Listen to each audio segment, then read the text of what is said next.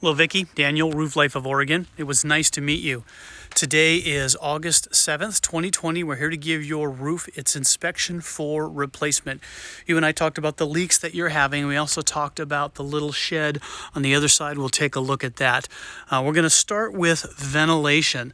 And I am noticing that under the eaves, we don't have any intake allowing the cool, fresh air to pull into the attic space. And when that happens, it does a couple of things. It holds moisture inside the attic.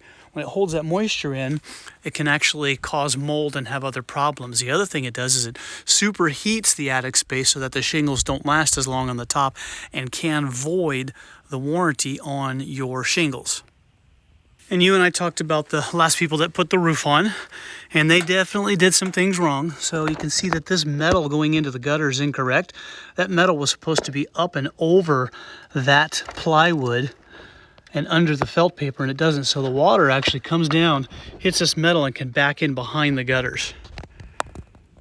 And so with the superheating of the attic space, what it does is it actually causes these shingles to lose their life prematurely, and you're actually seeing that on the roof. As I get in close, you can see what's called spider cracking, and these are these lines that you see in the shingles. You see these cracks? I hope they're showing up on the video. This crack right here, this is where the attic space is getting so hot that it can't let the heat out, and it cooks the shingle from underneath. There's a wonderful website that I can have you guys visit and do a little homework, and that's airvent.com, and AirVent talks about that. You'll have contractors that'll put tons of these vents on the roof or a ridge vent, but they won't address the intake at the bottom. Doesn't matter how many vents you put on the top. If we don't add intake to the bottom of the roof, we're not pulling that cool, dry air into the attic space. We're not getting the moisture out. We want to balance that system. And so for your roof, based on what I'm seeing, we'll put an edge vent system on your roof. And it's a vent that goes on the very bottom edge on the roof, but at the very bottom edge, all the way down this side, all the way down this side, and that side. That allows that cool, dry air to come inside. And when I send you that quote, it'll have a picture of what that looks like.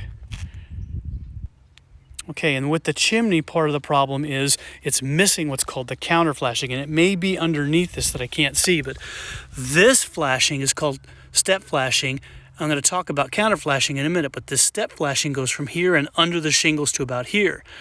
The counter flashing is mortared into the brick, and it goes in and then over the top of this.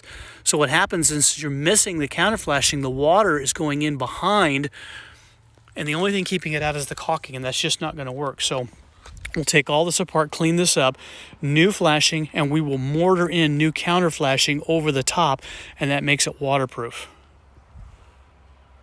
You can see the ridge caps are pretty beat up, and again, part of that is from the attic getting so hot.